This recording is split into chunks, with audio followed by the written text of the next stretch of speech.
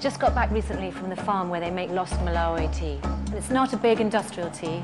It's made by a farmer on small rollers so they can actually craft the leaf and get incredible flavours out of it. And I'm here today in a cafe in Wapping where people drink lots of lovely tea, and I'm going to show you how to make a really nice cup.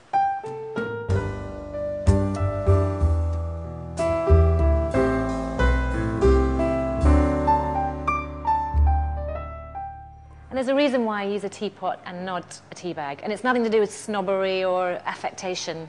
It's just that good tea will swell as it infuses.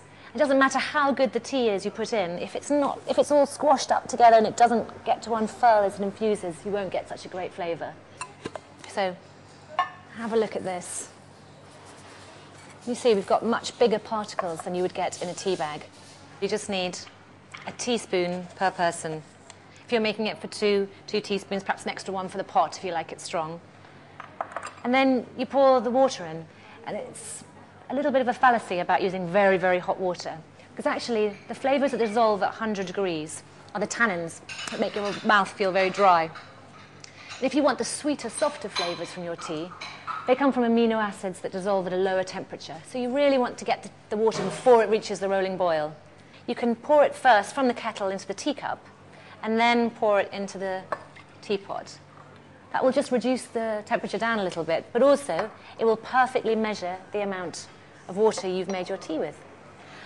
And when you waited about 3 minutes, you just pour it out. So the difference between making tea bag tea and teapot tea is, well, I'm not quite sure where in complication.